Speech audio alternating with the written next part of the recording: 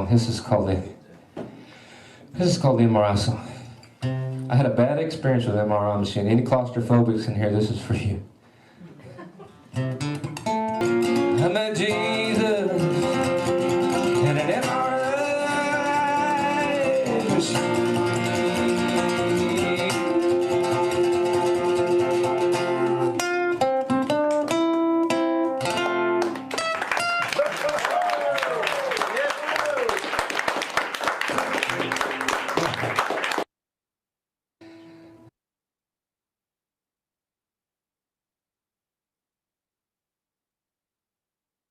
All right, it's bound to that somebody will write the song about claustrophobic feeling in MRI.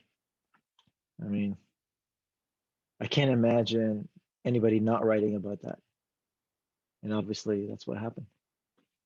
Next time, another claustrophobic song. So hope you look forward for that. Turns out claustrophobia is it's a pretty big deal when when dealing with MRI. So a lot of people that are claustrophobic having a hard time in the magnet, which I really don't understand why. It's such a quiet and nice environment that the MRI plays all this beautiful music. Your spins are resonating at the lawnmower frequency. I mean, 7% of them are, or 7 parts per million of them are polarized. You know, it's great. It's good stuff. Good stuff.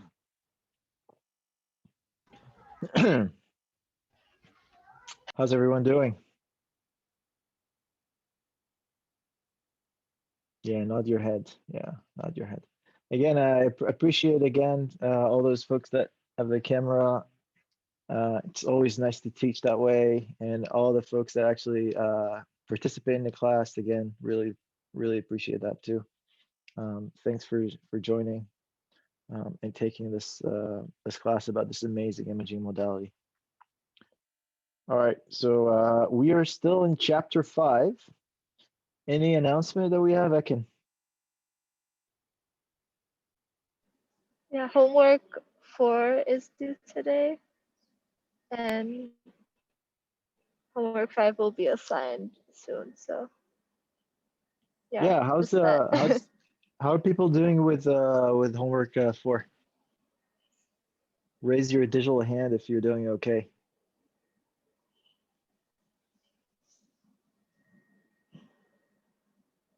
How about raise your digital, sorry. Strike that, delete your digital hand, delete.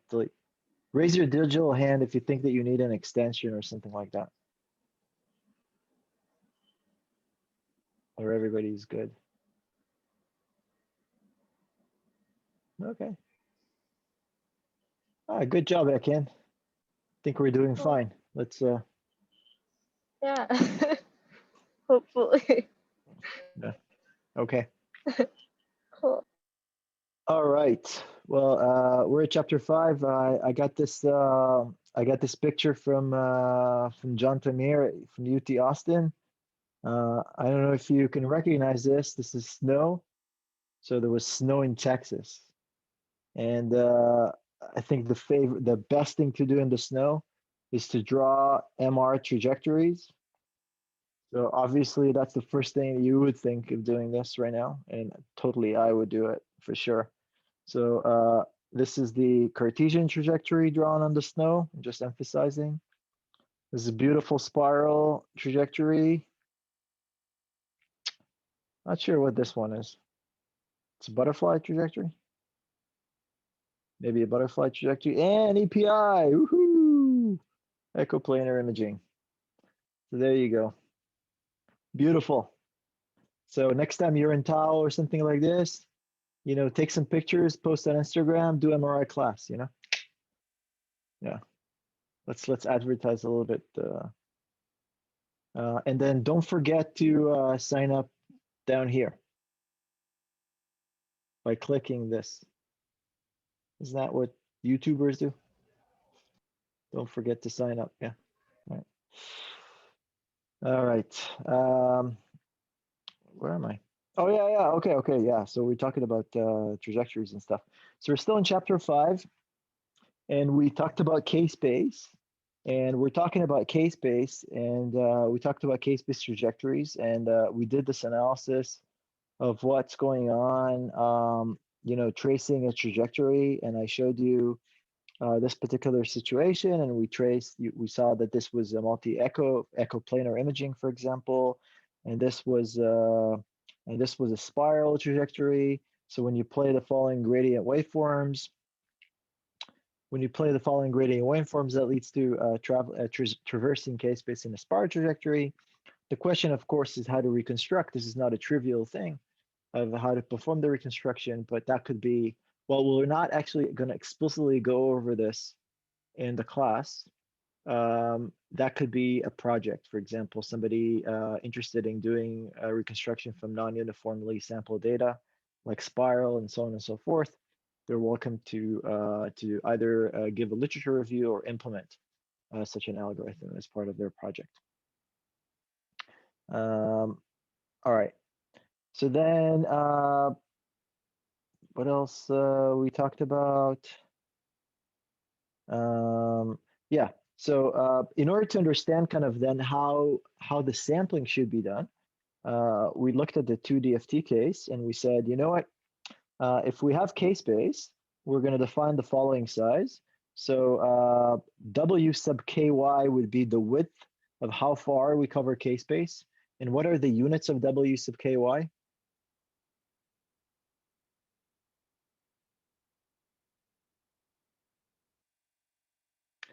What are units in K-space in general? Inverse centimeters Hertz. or whatever. Yeah, inverse centimeters. So K-space is spatial frequencies. So it could be inverse centimeters, inverse millimeters, basically inverse distance. But usually it's inverse centimeters. It's just easier to work that way. Okay, so inverse centimeters is a good method, a good unit. So the width of here is W sub ky, the width here is W sub kx, and that basically covers the negative kx all the way to the positive max kx max. Okay, so kx max is basically it's basically the W sub kx is twice kx max, so it's the full width, whereas kx max is only just kind of like how far you go in K-space. And then we also define delta kx, which is the spacing in the kx direction of the samples, and delta ky, which is the spacing in the y direction. Okay. And then we said that delta kx is basically the width divided by the number of readout points, and then delta ky is the width divided by the phase encode points.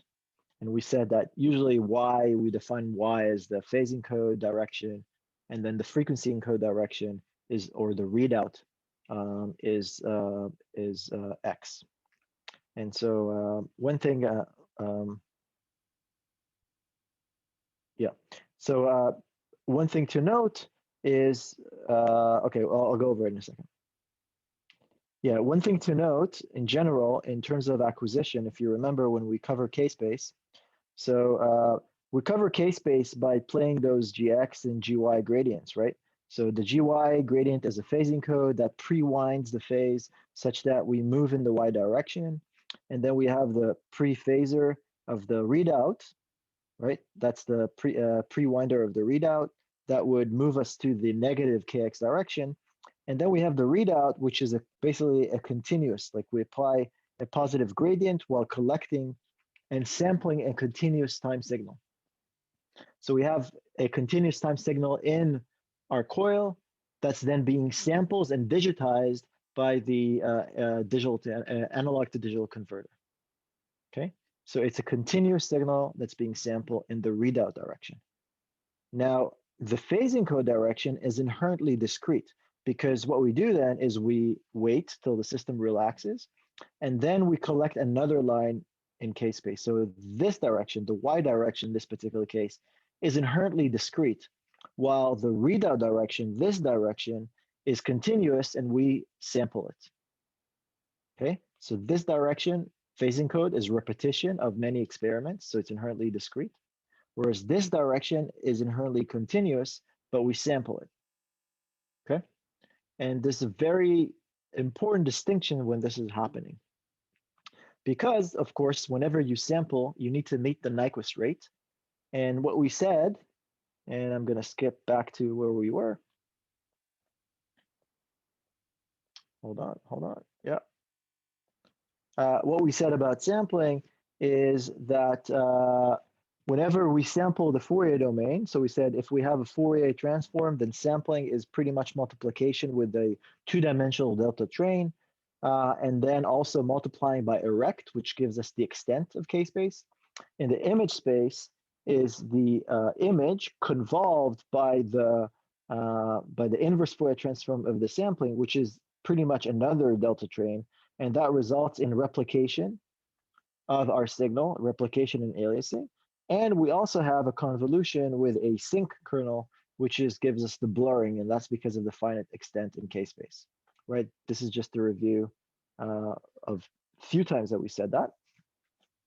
Now, what we're going to assume now is that we have infinite resolution. So when we assume that we have infinite resolution, basically you can think of that we are collecting very, very far in K-space. So this sinc function, this two-dimensional sinc function, can be well approximated as a delta function. Okay, and that's what we're going to assume right now.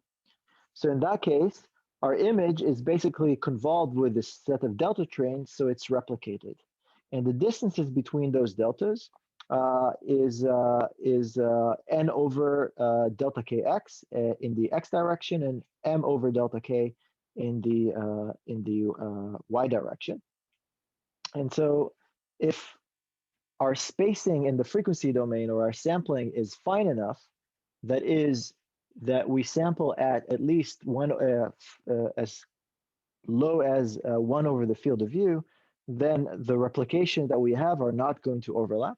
So if the distance, if the spacing in K-space is very fine, or it's fine enough, then we meet the Nyquist criteria, and then those replicas do not overlap, we don't get aliasing, and the image that we're going to reconstruct is going to be this image, and it's not going to suffer from any aliasing or overlapping of image. However, if our object is bigger than what it is able to support, that is that our replicas now are separated with less than the field of view, in that case, this replication would lead to aliasing, and the image that we're going to be reconstructing, again, this is the image that we're going to reconstruct, is going to suffer from this aliasing or folding within the image, because we're not supporting the field of view. Now, of course, so this is an example that you had in the homework where you saw that there was basically this part was aliasing from the left-hand side onto the right-hand side, and this was aliasing from the top part and the bottom part. Okay, you've seen this before. Okay, so there was this nuance, and my point was that the readout direction, whenever we collect data in this direction, this is inherently continuous.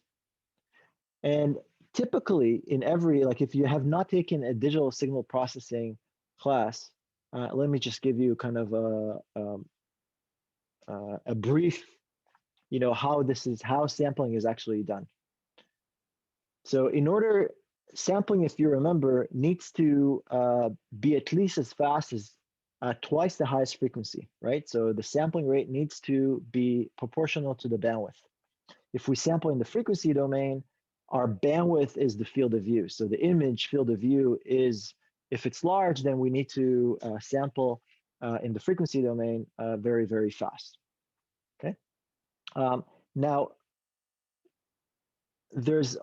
what you always have to do before you sample is you run your signal through a low-pass filter. Now, this low-pass filter is called anti-aliasing low-pass filter. And the idea there is if you have a frequency outside of your bandwidth that exists there, if you're going to sample only at a certain rate, and that frequency is supposed to alias, the anti-aliasing filter will filter that frequency out. And so when you sample, it's not going to be there and it's not going to alias.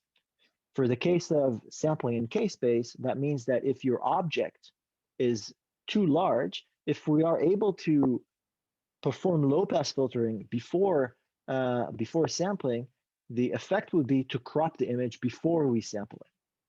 Okay, so we're only going to be, our signal is going to be supported by the field of view of the sampling because we first apply an anti-aliasing filter. So the idea is the following. We get a time signal coming in. We apply a low-pass filter that removes any frequency or any signal frequency outside of our bandwidth. Then we perform the sampling, and this is the result that we get. So if we have, for example, a sync signal, which is band limited, if we apply then a low pass filter, then we'll filter it first, and then we're going to sample it. The result will be, of course, that if we have an object that is bigger than the field of view that our sampling is supporting, the fact that we're going to apply an anti-aliasing filter, it's like cropping the image. It's like cropping the image before sampling, and then we're going to apply the sampling, which is a replication.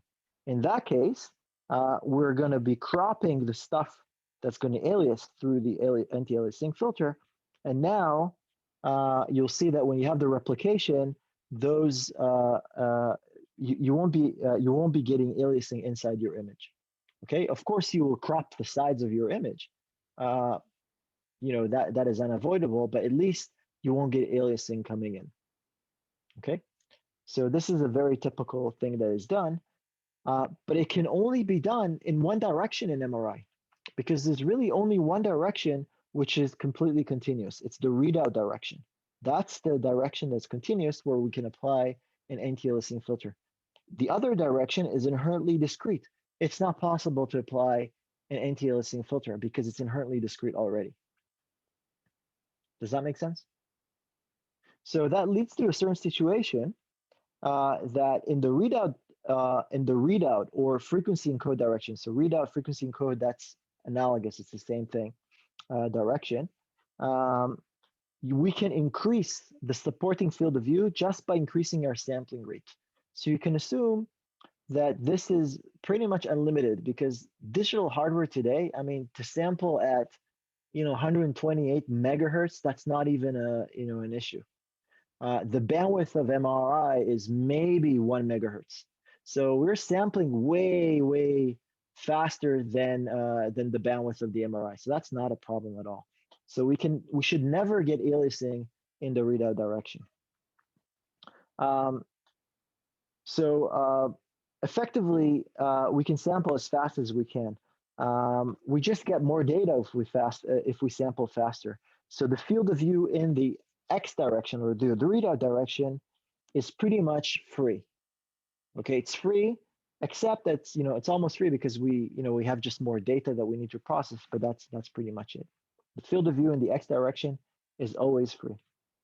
In the phase encode direction, well, that's inherently discrete, and that's where aliasing can occur, because again, it's fundamentally discrete. So if the field of view in Y increases, that means that delta ky,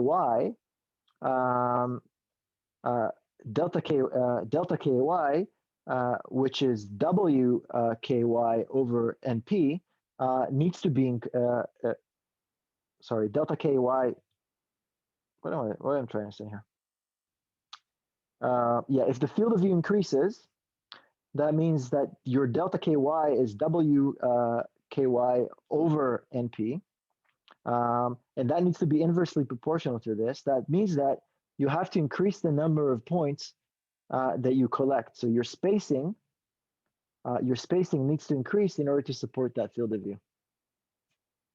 There's a number of points, sorry, the number of points. I'm sorry, I'm a little bit confused today.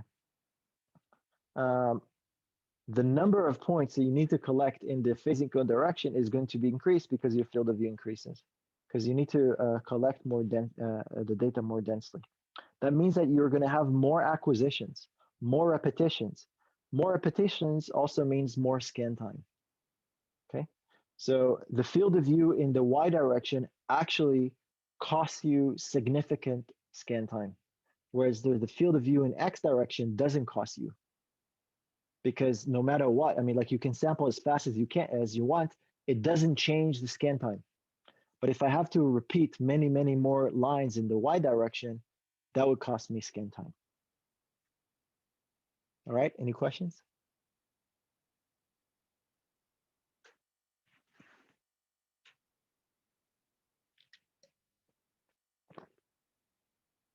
Well, all of you look so bored. Scan time is important. I mean, you're gonna get more bored if you have to wait till the image, is collected because you just prescribed the wrong field of view. I'm just saying. Yeah. I don't think anyone is bored. I think everybody is absorbing the material. Could you go back to the previous slide, please? Quick question. What? Yeah, this one? No, the previous one. No. This one? The one where we said that where you need to, if you increase FOV Y, then you need to increase the number of points. This one? Yes, this one. Yeah. So you say that FOV-X is free almost, but FOV-Y costs time, scan time. Yep. I think maybe it's worth going a little bit into why FOV-X is free, why increasing the number of points there doesn't cost us any time. Yes. So when we collect the data, I mean, we can define a repetition time, right? The repetition time, the way we collect, again, data in MRI is we have to do several repetition. In every repetition, we collect one line in the frequency domain, right? So the fact that, in order to go from one side to K-space to another side of K-space, we need to apply a gradient in X, right? So the gradient in X, or at least its length, or the length in time, is determined by how far you go from one side to K-space to the other side of K-space. Okay, so that is this time. Okay, so then after that, after you collect this, you have to wait till there is some recovery, right? And then you excite again and collect a second line. So really, the readout time, this time, the time to go from left to right, really is not the dominant source of image scan time, because it just really is determined by going from left to the right, but then it's mostly dominated by the time that we have to wait till things recover. All right, the number of repetitions that we have to do in Y, that is the dominant source of time. So let's say one time repetition takes us 1 second, we have to do 128 phase encodes. Well, then it's 128 seconds scan time to get an image. Now, if I want to increase my field of view in X, that means that I just need to sample more finely in X. But the time is just determined from how fast it goes from left to right. It's not determined by how densely it's sampled. How densely it's sampled is just determined by how fast is your hardware. If my hardware sample is at 100 megahertz, then I'm fast enough. If my hardware samples at 1 megahertz, that's also fast enough. So I will never get aliasing in this direction because I'm sampling very, very fast no matter what, I can always sample faster. But it doesn't cost any scan time. The scan time is really the repetition here. And so if I need more lines, that would cost a significant amount of time. Does that answer your question? Yeah, sure. Thank you.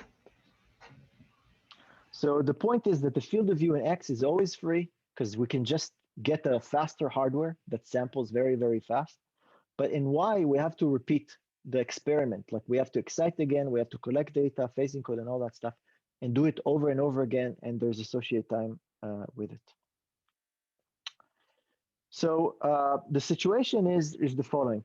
What would the reconstruction image look like if our object is really a circle, and the supported field of view of X is this, and the supported field of view Y is like this? What would the image be, the reconstructed image be?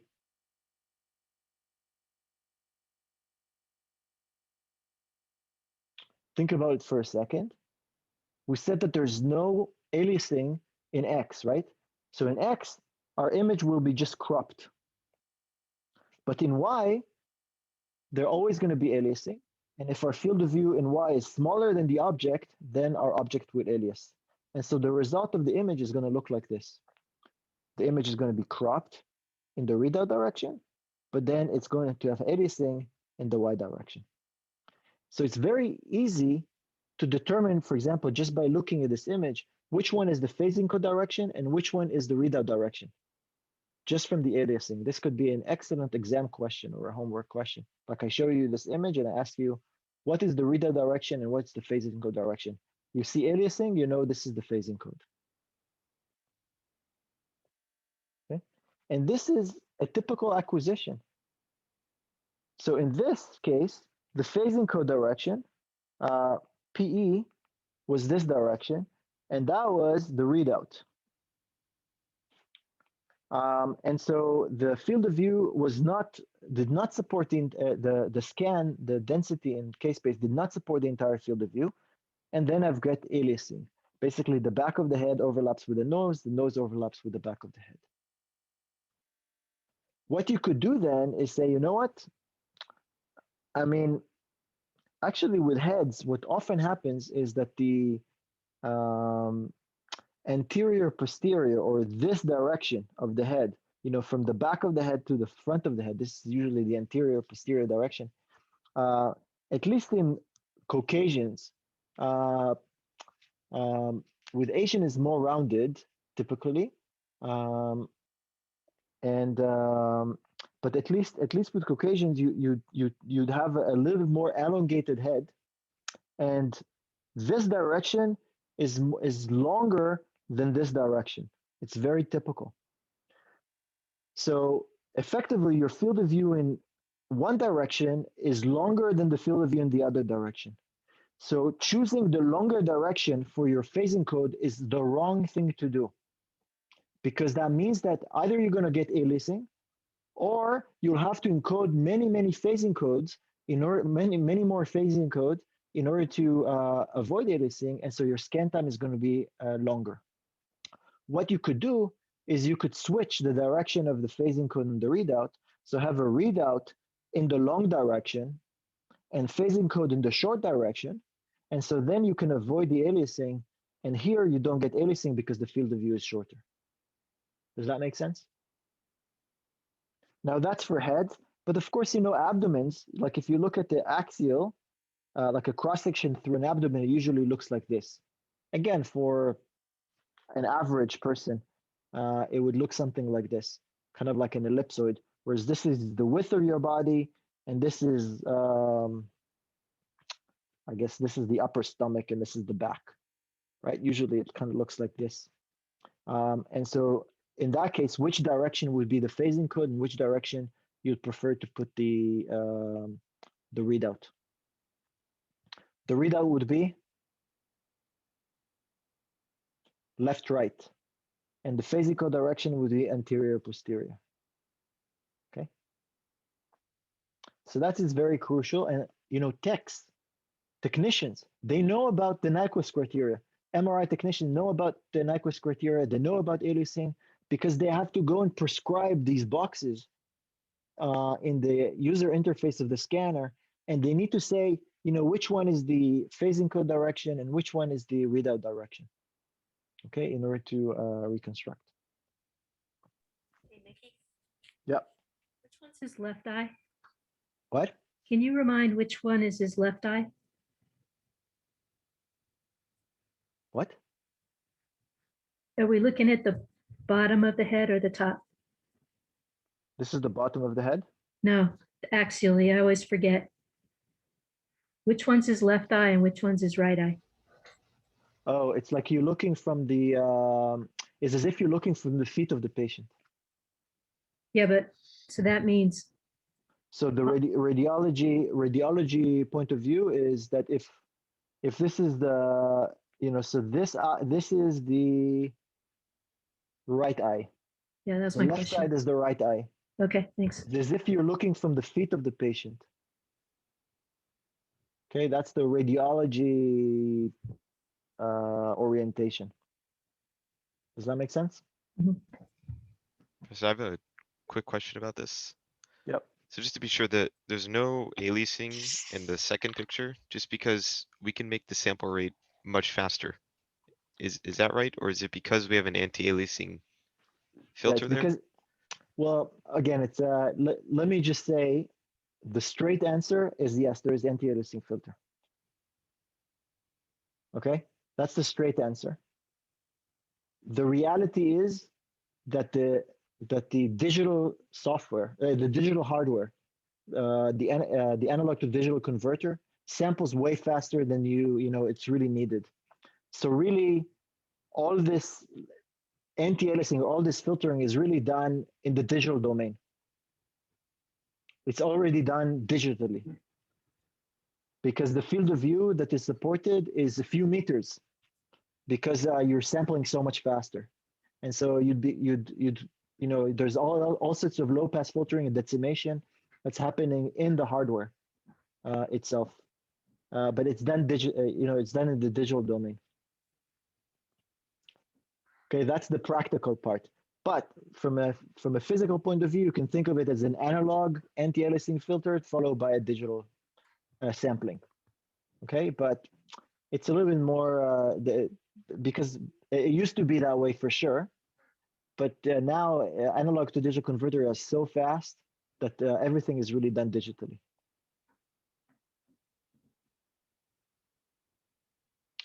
And so you would sample, I don't know, you would sample the few megahertzes and then you would low pass filter and then decimate digitally. That's what it's actually happening. Usually on an FPGA or something like that. Here's a cool thing. This is a pediatric patient. It's a cross section through a pediatric patient. It's a coronal cross section. The coronal, if you actually look at my face right now, it's this type of a slice. Okay. It's like you cut my head like like this. So this is a coronal. Can I add something? I always thought that the word coronal is because the slice goes through a crown if you're wearing a crown. That's how I remember it. Yeah, but it's easy to remember it that way. Sure. Anyway. Everybody use their own technique. Yeah. Go ahead.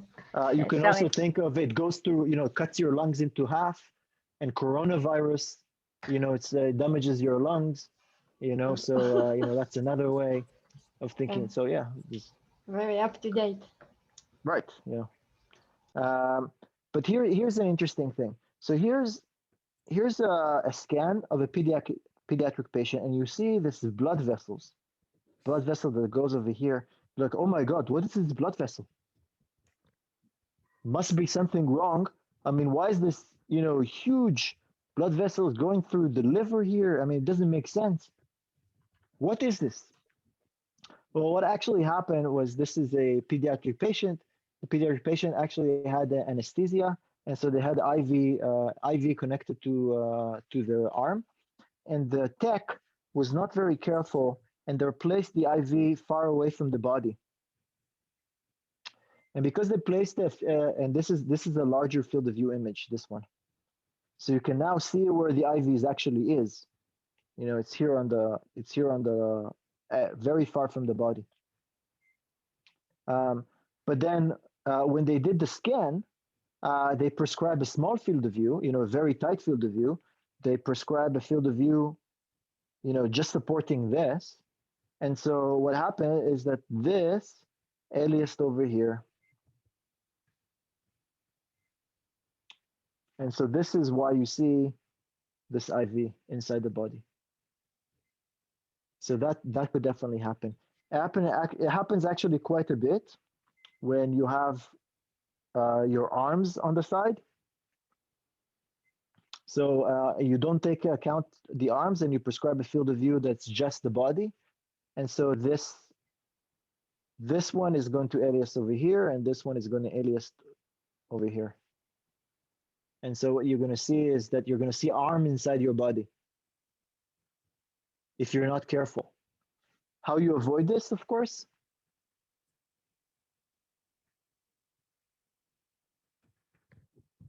Bigger field of view. Either a bigger field of view or you set the readout to be left-right. Sometimes it's not possible to set the readout to be left-right. For example, in a coronal scan, the longest direction is actually superior-inferior, not left-right. That's the shorter direction, right, in a coronal scan. So in a coronal scan, like this one, you know, this is the long direction, right? This is the long direction. And so really this is the phase encode. And so you got to be, you know, you have to include the hands. Or you have to, or you want to put your hands behind your head. You know, that's another way. Okay, so what happens when your scan trajectories are not Cartesian? What is the Nyquist rate there? How does it even work? And so it's a little bit more complicated, but effectively it's still the Nyquist criteria is still determined by the field of view. And so the way that people do it, they say, you know what? Let's look at where the samples are the most far away from each other, and we want to make that distance less than 1 over the field of view. Now, for this case, it's very hard to do a specific one in X and a specific one in Y. So the field of view for radial trajectories is circular. Okay, so it has to be isotropic in all direction. Now, for this type of trajectory, that costs you, the fact that you do this, it costs you about pi times more lines than the Cartesian case. Just because of you have to oversample here, and here it's you have to still maintain the Nyquist criteria. So you have to have at least pi times more spokes than lines in a Cartesian case. So there's a cost associated with, let's say, sampling this way. So if you violate the Nyquist criteria, then you'd get aliasing, but the aliasing is not the same as you would get with a Cartesian acquisition. It would be actually more incoherent. So this is actually the result of how, this is kind of an example of a 20 centimeter object at 1 millimeter resolution. And here is when I collected, this is the reconstruction, when I collected the measurement according to the Nyquist criteria. This is a point spread function. What is a point spread function? A point spread function should pretty much be a delta function. If you have perfect sampling, it should be a delta function here, because then, you know, anybody's not familiar with a notion of point spread function? Raise your hand if you never heard about a point spread function.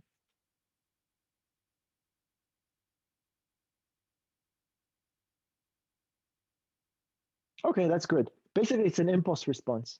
So if I have an image and I'm going to sample in the frequency domain, if I have a point and I'm going to compute the Fourier transform of that point, which is pretty much constant, and then I'm going to sample it in the frequency domain and then take an inverse Fourier transform, I will get some spread. And that spread is going to be the result of the sampling. In this case, when I'm supporting, then I get pretty good sampling. If I have less spokes, now I'm starting to violate the Nyquist criteria. So effectively, it's like taking an image and then convolving it with this point spread function.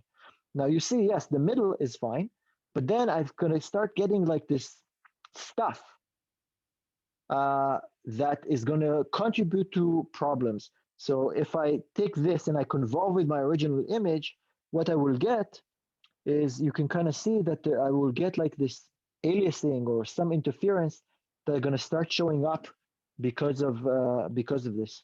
And if I acquire with less points, then you start seeing this streaking artifacts that happens. But what's interesting with non-Cartesian, or at least with polar type of sampling, is that once you reduce your sampling below the Nyquist criteria, the image is degraded in quality. It's going to have these streaking artifacts, but you can kind of still see through them. It looks more like noise or some artifacts, but you can still see through. And so polar imaging is much more robust to undersampling than Cartesian. In the Cartesian case, if I violated, let's say, my sampling rate by a factor of 3, I'll get 3 times folding of the image on top of each other. There's no way I'll be able to see anything. But for polar, it's actually not too bad. What about spiral imaging? It's very similar. These are examples of Poinsettia function of spiral imaging, where you have variable density spiral, uniform spiral, or polar. So every type of sampling is going to have a slightly different artifact if you violate the Nyquist criteria. Okay, so you have to be aware of that. Okay, so that was the sampling density. Now the question is, how far we need to cover K-space. And so the coverage of K-space is finite, right? We only cover, W sub kx in the x direction, W sub ky in the y direction. And the result of this is going to be a convolution with a sink, right? It's the inverse Fourier transform of this cropping operation. And so that would result in blurring and loss of resolution, right? We have this convolution with a sink kernel. Now, the side lobe of the sink will cause Gibbs rinking and ripple artifacts. And the width of the main lobe of the sinks that we're going to convolve is going to determine the resolution. So the common measure of a sink is usually a full width of half max. And for simplicity, we'll just look at, what is the zero crossing of a sink, the delta of a sink. And this delta x also correspond to the full width of half max, right? So, that distance over here also turns out correspond to the full width of half max. And so if we look at the resolution of the full width of half max, this is going to be 1 over W sub kx. So the more we collect, the larger the area in K-space, then the resolution is going to be better. Okay, our delta x is going to be inversely proportional to our coverage in K-space. Quick question. And so, Sorry. yes. Do we always use a rect window, or because I know that sometimes rects, although they give better resolution, they have Gibbs. Gibbs becomes a problem because side lobes. I was just wondering if we use any other types of windows to make it better. Okay, so this leads to an interesting point, because this is how far you collect, right? So you could window your result by, let's say, a Hamming window, something like this. But then your resolution will be even lower, right? Effectively, if you weight this, it's always a trade-off between Gibbs ringing and resolution. So if you weight by a window, then you would actually spend time collecting that data, because that is unavoidable. Like, you'll have to spend time collecting, but then you're going to weight that data down. And so, that's kind of a little bit wasteful. So it's often not done. But let me just say, there's subtleties here, because it is actually done. It is weighted, but I'll get to that in a second, okay? And it's weighted in certain directions, not in all directions. I'll get to that in a second. But effectively, the result is that, this Gibbs ringing is going to sometimes have a problem. And so here's actually a situation where, just look at the left image. Look at this image. This is an image of a spine. And there's a few things in this image. First of all, you see aliasing, right? The front of this is the spine, the C spines. It's the C spine. And then this is the brain, and this is the front of the face. And so the face kind of overlaps with the back, right? So there's some aliasing happening here because of the field of view. But it's not a problem, because this doesn't overlap with the spine. But we're interested to image the spine. And what you see here, if you look at the spine, a doctor would look at it and they go like, oh my God, there is a problem here. You see that there is lower intensity in the middle of the spine. You see that there's a little bit lower intensity. It's not uniform. The the spinal cord, actually, this is the spinal cord, is not uniform. There's something like there's a dark spot, dark line in the middle of it. Do you see it? Well, compared to the, let's say the second, the other image, you see that there's a difference between them, right? And this could be diagnosed as what's called a Sirix, which is it's a degenerative disease of the spinal cord.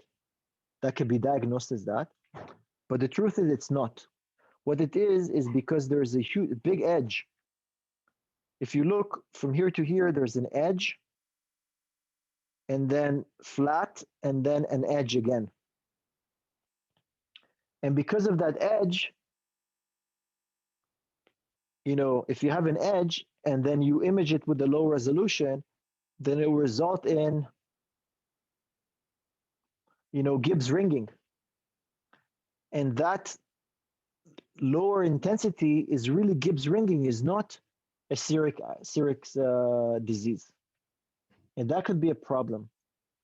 So what you do is, so that could be, you know, an artifact that could be diagnosed wrongly. That's a big issue. So if you actually get a higher resolution in this direction, you can kind of see, oh, this was actually an artifact. It was not a real thing, because as we increase our resolution, then our rect is going to look more like this. Then we'll be able then to see, oh yeah, it's not the case. Okay, so you have to be really, really careful with the resolution that you prescribe, because in some cases that can be actually misdiagnosed. You can misdiagnose something. I have a question about these figures. Yeah. So the larger black spot at the bottom, that's kind of below the artifact we were talking about, is that also an artifact possibly something that we just also have at a higher resolution, or is that something that's just in this? Can you guide me to left, right, right? Yeah, right there. This? Right. Here? Yeah. No, this is normal. Okay. Yeah, this turns out to be normal. But you know, this is actually also normal. But you can kind of see how this looks like it's continuing, right? But it's really not the case. So it's very hard then to discern the effect of, you know, this artifact, right? So you have to be really sure when you do spine imaging that the resolution in this direction is high enough, such that this is avoided. But I mean, also, does it help to have? I mean, I've actually had an MRI of my spine, and they like take so many different angles of the same picture, basically. So I would assume that things like that get ruled out because you can see it from a different angle and see, oh, that didn't happen on this one. Well, it depends. It depends because you know, for if you want to diagnose Sirix, actually, this is the orientation that they usually do in order to diagnose it. That's unfortunate then. Well, I mean, that's because you want to see the entire spine, like throughout, right? Like a cross section. Yes, but it really depends on the type of diagnosis that you want to do. Yes, they would require maybe more images, but then, you know, if somebody sees this, they go like, oh my God, this is a problem. And then, oh, actually it isn't.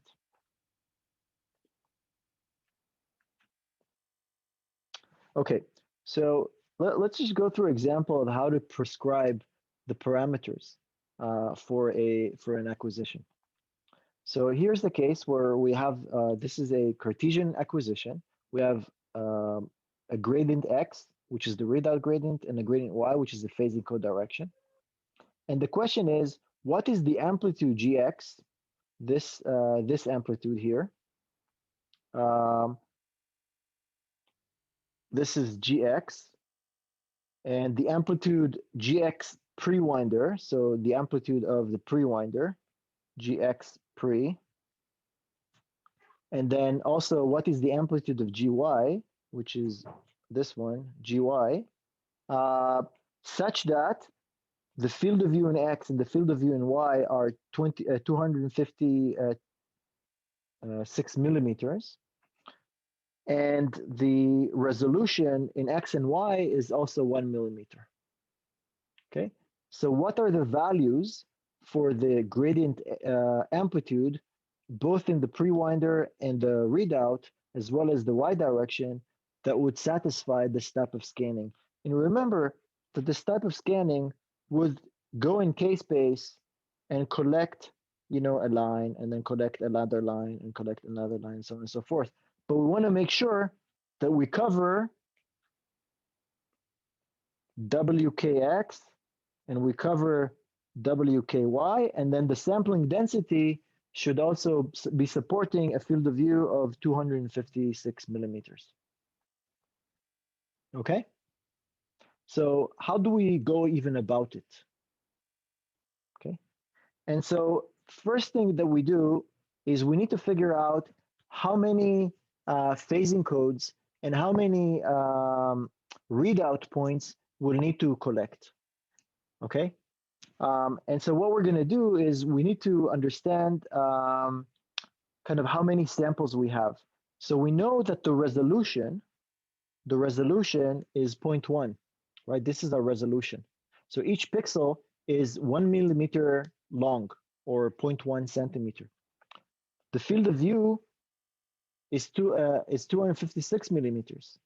So how many pixels should you have? Well, it's 25.6 divided by 0.1. That will give you 256, right?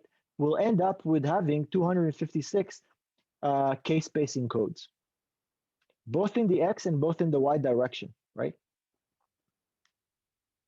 Because that is determined by, you know, field of view divided by the resolution. That gives us the number of points that we need to collect. Does that make sense? What is delta K in this case? Well, we'll get to that in a second. So that's the number of points. Okay, so then the next step is to say, you know what is WKX? WKX is proportional to the resolution. It's inversely proportional to the resolution. Well, what is the resolution? It's 0.1 centimeters. So WKX is 10 inverse centimeters. Okay, so again, if we go back to our K-space, WKX is this width, and that would correspond to 10 inverse centimeters, okay? Because our resolution is 0.1 centimeter. That also means that what is KX max?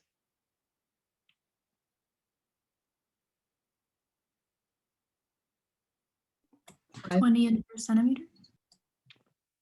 5. KX max is 5, right? Because 2 KX max is WKX, right? So KX max is 5 inverse centimeters. This is a good thing to remember. To be honest, this is a good number to remember. If you want 1 millimeter resolution, KX max or K max is 5. Remember that. 1 millimeter resolution is 5. And then from there, you can kind of, you know, derive, you know, like figure out what it would be if it's 2 millimeters resolution. What is KX max? 2.5. 2.5. And what is WKX? 5, you know? Yeah, so twice is that, okay? Does that make sense? All right, so WKX is 10 inverse centimeters. Okay, so that is great. All right, so what we're doing in the readout direction, we effectively cover the area of K-space from here all the way to here, right? So the area, right? The area underneath our readout gradient is going to be 10, right? Like so effectively, we want to go from here to here. This is 10 inverse centimeters. What is the relationship? Well, what is K-space? Is gamma over 2 pi gx times tau x, right? That's the readout, right? That's our readout length. So that's the area, that's effectively the normalized area underneath our gradient, right? Multiplied by gamma over 2 pi, that gives us 10. Does that make sense? So if we look at, let me draw it again.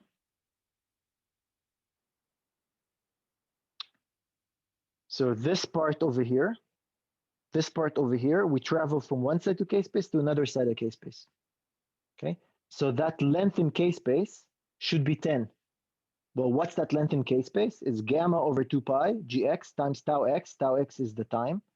It's effectively the area underneath the gradient. This is the area, and that translates us to inverse centimeters. So gamma over 2 pi gx times tau x will give us 10. Okay, so from there we know that gx should be about 3 Gauss per centimeter, 0.3 Gauss per centimeter. If we then substitute 0.3 Gauss per centimeter, and this is 8 milliseconds, then we will get 10. All right. Any questions up to here?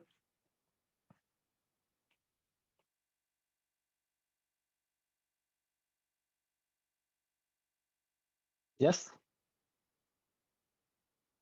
So that's the first thing that we found out. We found out, okay, so this is the amplitude that we need in order to travel from here to here. Okay, that's great. So now the question, what about the pre-winder? What is the pre-winder? Again, let me draw. This is 8 millisecond. And this we said is 2 milliseconds. Okay. Now,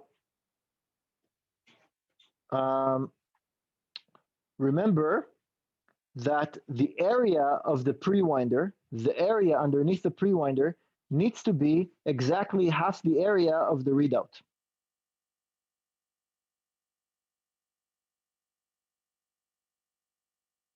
Why?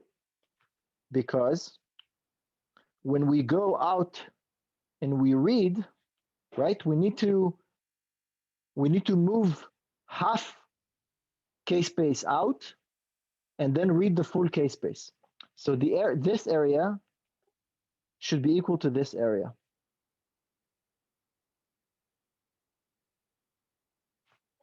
Okay, so how do we find? Well, what's the area underneath this?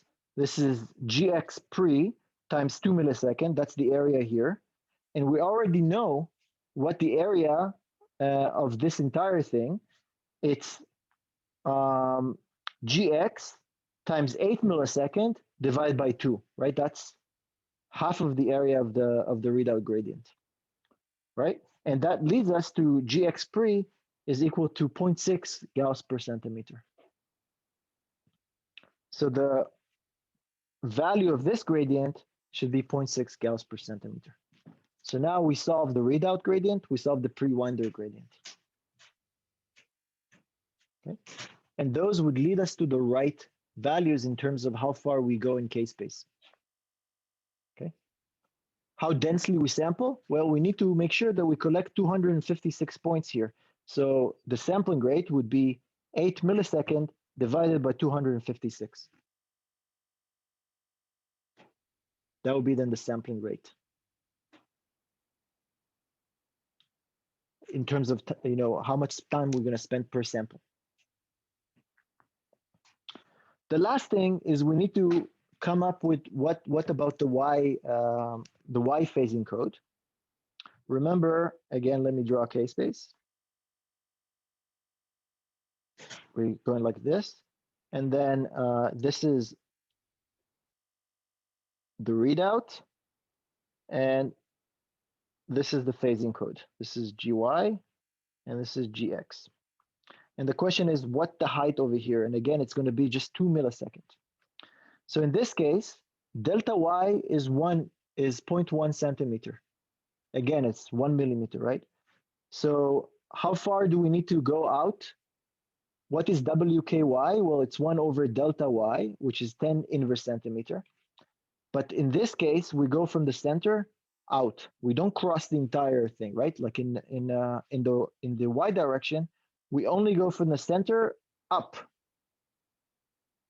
right? We don't need to cross the entire thing like we did here. We just need to go from here and up. Okay, so in that case, we need to have an area such that we'll get to WKY over 2, right? Like this is KY max. So gamma over 2 pi GY times tau y should be equal to 5 inverse centimeters. This is how far we need to go in the y direction. And so based on this calculation, again, you can see that GY is 0.6 Gauss per centimeter. Okay. And what's the spacing in KY? What is delta KY?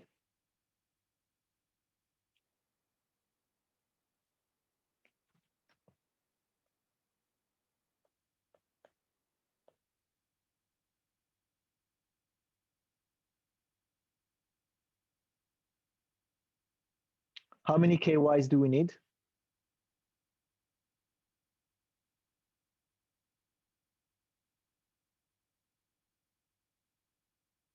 Folks, how many do we need?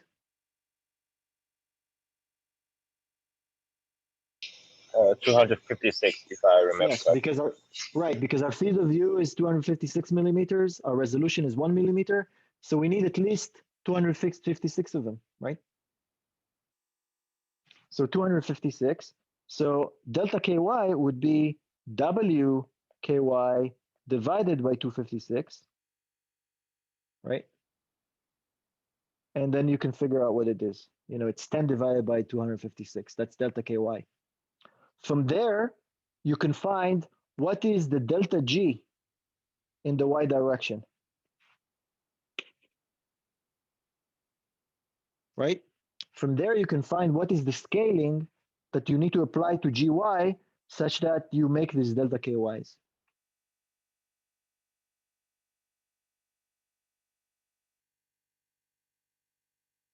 Okay? And what will be then the delta G?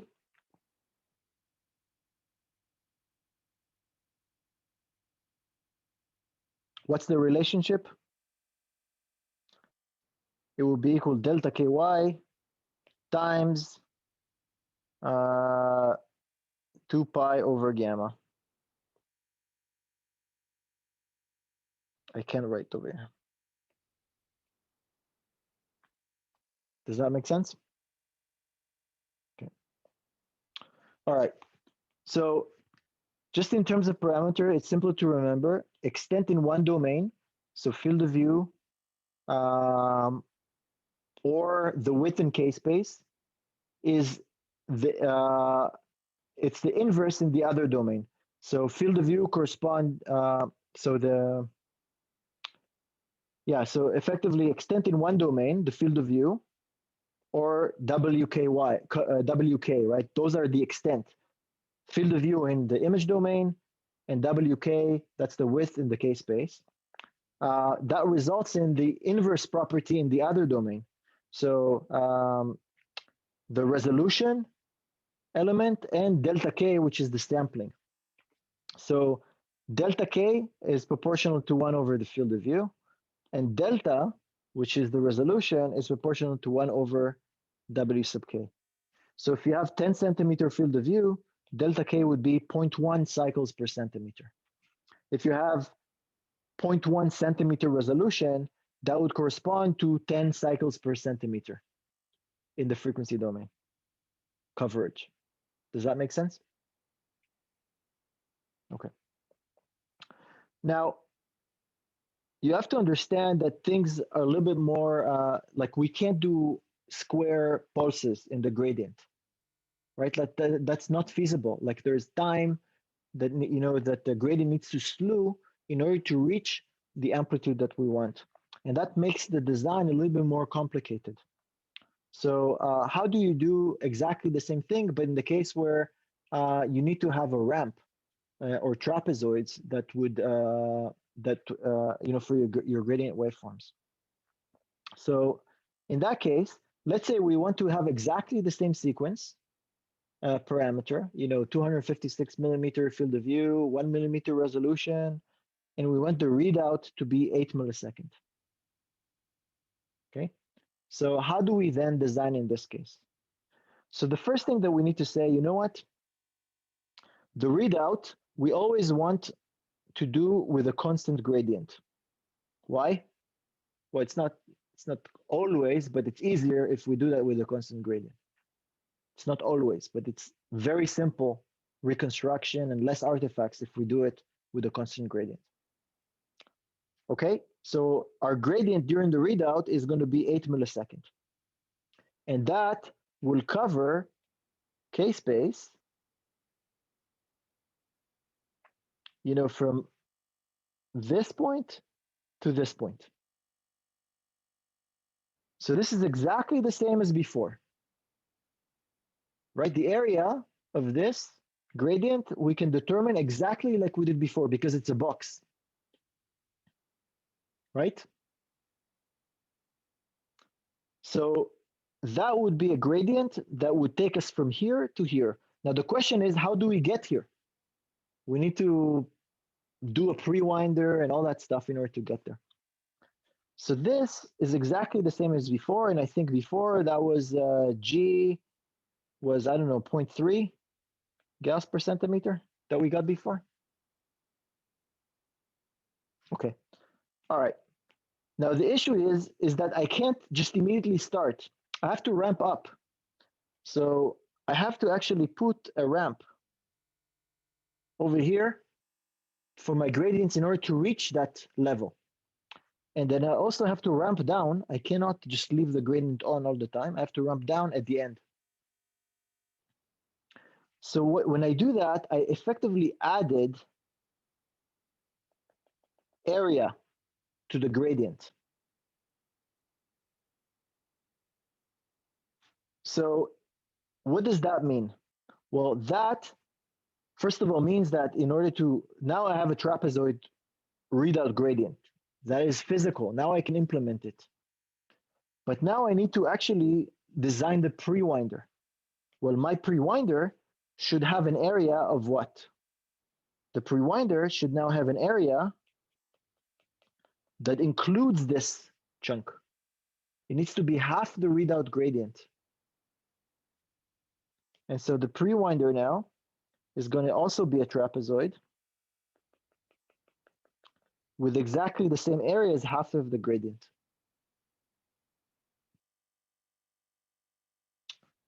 In terms of K-space, what this will do is I will move out and I will overshoot the area of K-space that I want. I will not collect data yet. And this is the pre-winder part. This is this part. Now I'm going to ramp up. As I ramp up, I move to the right and I accelerate. And exactly when I reach back this point, I will continue at a constant velocity all the way to the end. This would be the point where I collect. And so this is effectively when you have ramps, you have to overshoot a little bit, speed up, accelerate, reach the maximum speed exactly at the maximum WKY, KX, and then you go constant speed all the way to the end. And so this is how you design this. You first design the flat area, then you add the ramps. Now you know what the area of half of that readout gradient. Then you can design the pre-winder. Now, what is the length of the pre-winder?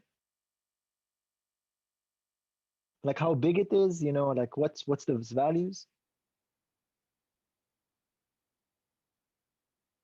Often you want it to be maybe as short as possible. And in order to do as short as possible, you need to design some trapezoid or some triangle that has a certain area. And so you've written a function in homework 2, how to design a minimum time area, right? Gradient. Given a certain area, what is the shortest or like the trapezoid that you can design, right? So that's how you do it. This is an area gradient. This is a target constant speed, and this is a ramp. And so this is how it's designed. And of course, the phase encode one is also an area gradient. The phase encode direction will be also a trapezoid or a triangle, depending on, with the right area. The same area that we calculated before, but before we calculated for a constant gradient. Does that make sense? So this is now, you will have to design this now in MATLAB or Python by using the code that you already have with a minimum time gradient. And then what you're going to do is you're going to design a readout gradient function that you will tell it, I'm going to have a flat constant area gradient followed with a pre-winders before, like with a ramp before. And given certain parameters, you'll have to kind of design those gradients in the homework. And then you're going to simulate an acquisition using a block simulator of some data that we give you. And basically, you're going to image whatever we gave you. Okay, we're going to give you spins, distribution of spins in space. You're going to design those gradient waveforms. You're going to do a 2DFT. You're going to collect data using the simulation. You're going to compute a Fourier transform of that, 2D Fourier transform, and you're going to get an image. And that image is going to be your surprise. Whatever it is, it should make sense. Okay, this is how you know that you got the right image. Okay, you should be able to read it. Okay, if you get my grip. All right. Nikki, I have a question. Yeah. What, the delta G on the couple slides ago, yeah. Is delta G related to this picture at all? No, delta Gy, what you would do then is, actually it's very simple. What you do is Just you the have a next. maximum. Yeah, it's the next one, but what you have a maximum, right? And then what you do basically is you need to scale it down. You just scale it by values from -1 all the way to 1 with 256 steps. Yeah. So it's the amount that goes down for each next acquisition of GY. Right. And so the typical thing to do is, you could either, if you want to have like a different phase encode, the typical thing to do is just shrink this gradient, the amplitude, and if you shrink the amplitude, you shrink its area, as opposed to making it shorter, for example. And there's a good reason to do that. We'll talk about this when we talk about artifacts and things like that, and imaging consideration, why actually scaling it down is the more appropriate thing as opposed to changing its length.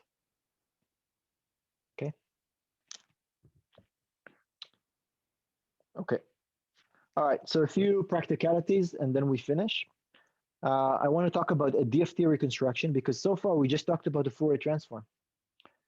And then the issues with that, the fact that we do actually magnitude imaging, truncation artifacts, and square pixels. So I'll try to finish that in 10 minutes.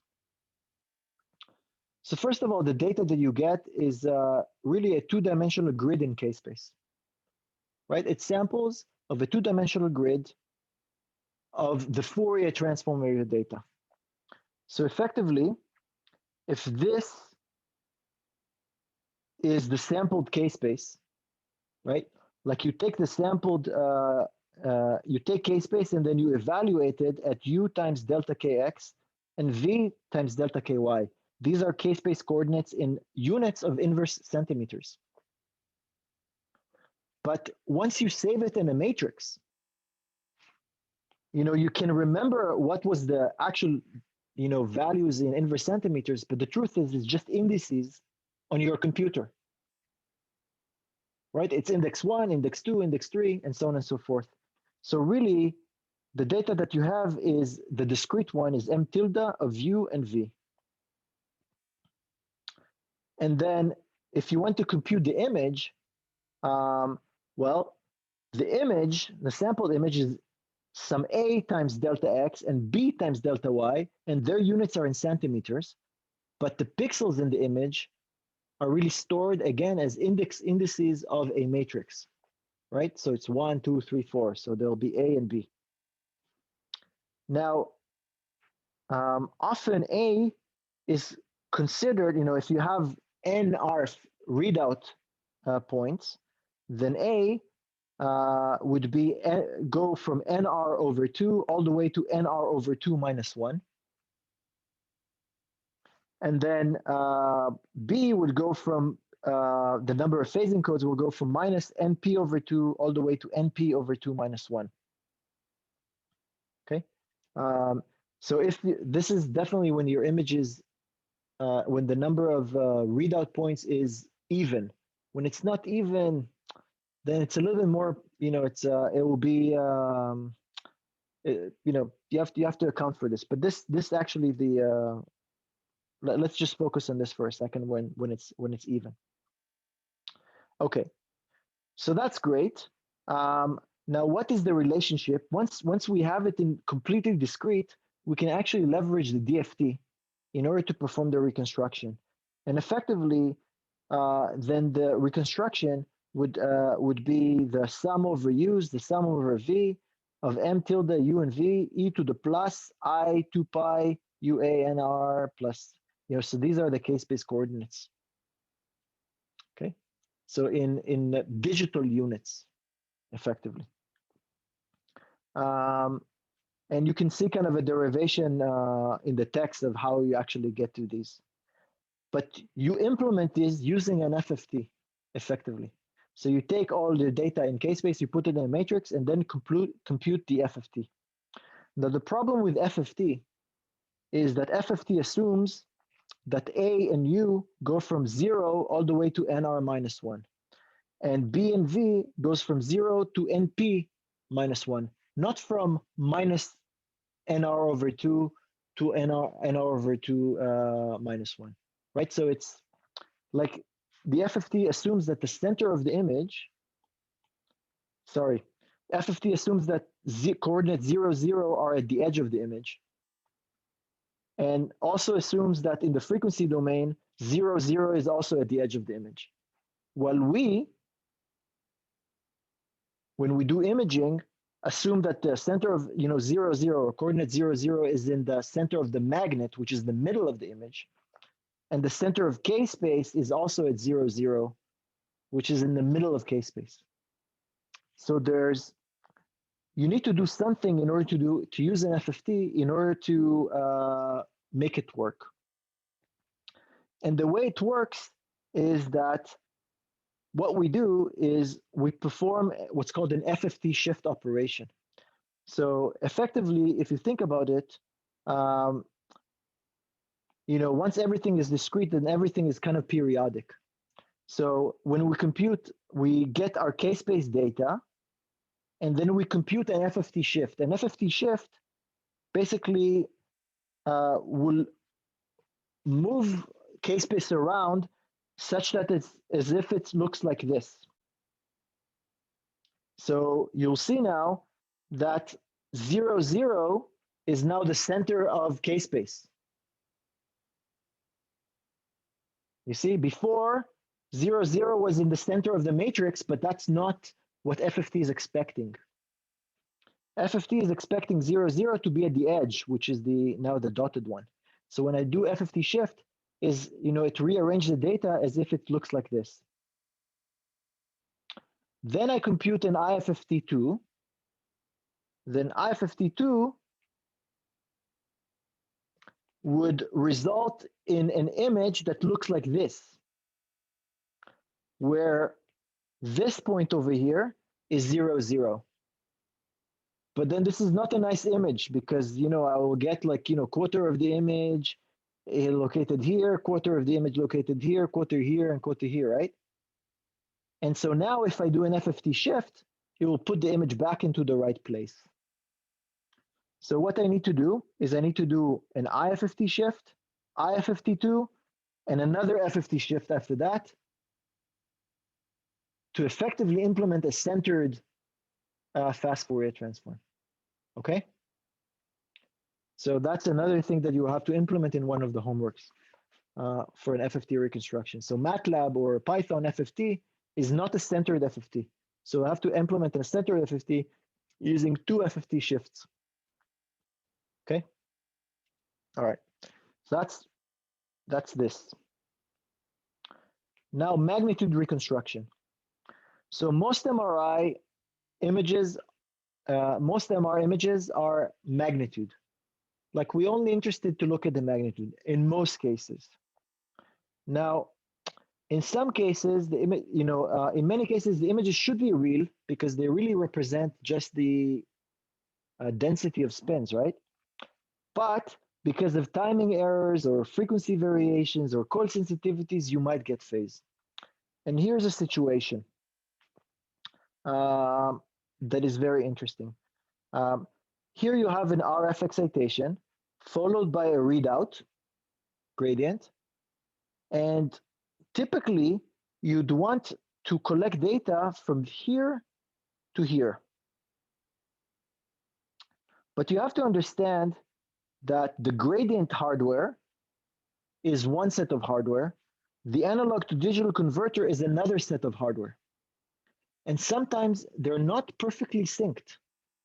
So even if you tell the gradient to turn on here, and you tell the ADC to collect the data, sometimes there is a delay between them. What does this delay means for a dumb compute? Like you don't know that this delay is happening. So what effectively happens is that you start moving through K-space, but you only start collecting data over here. So effectively your K-space is shifted in the readout direction because you're going to get to the center of K-space earlier. Does that make sense? So now what happens is you go out, you're getting to the center of K-space effectively earlier. Okay, so in this situation it would be, I go out, right, and then what you you go out and you sorry about that. You go out a certain amount, and then you reach the center of K-space earlier. So it's delayed, right? There is a delay. Okay, what is the effect of a shift in the frequency domain on the image?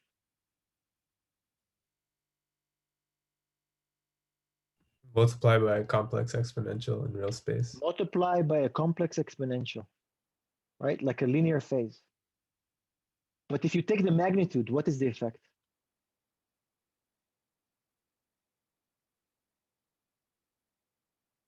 What is the effect on the magnitude? There isn't. None. There isn't an effect. That means that this type of acquisition is robust to these delays.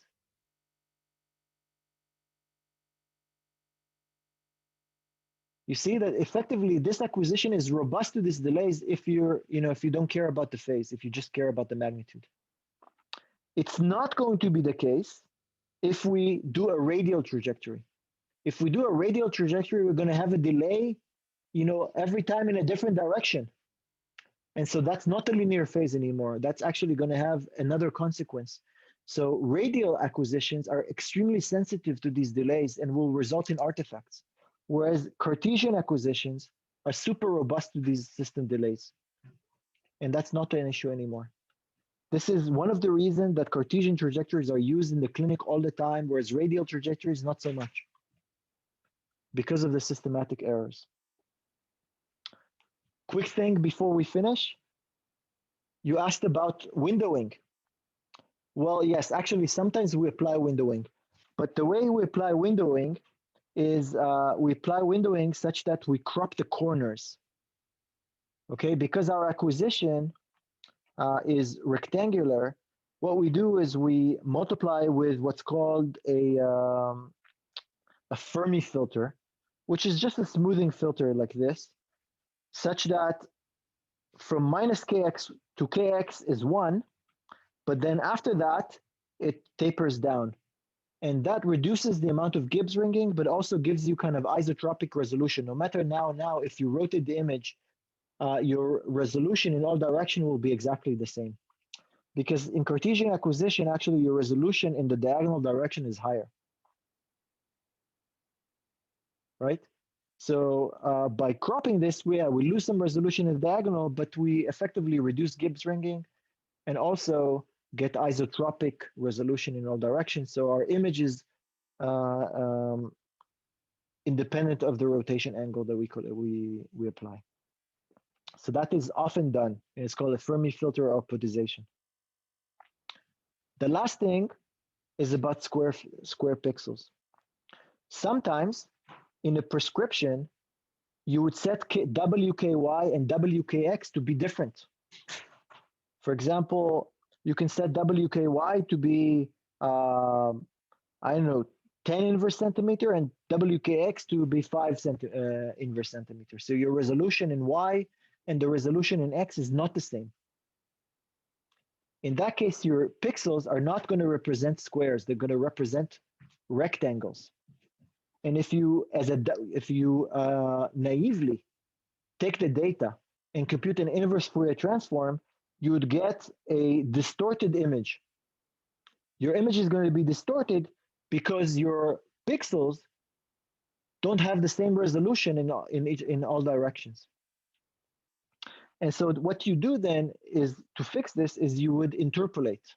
Effectively, in the direction where we, here, in this case, WKX was only 5 inverse centimeters, and WKY was 10, right?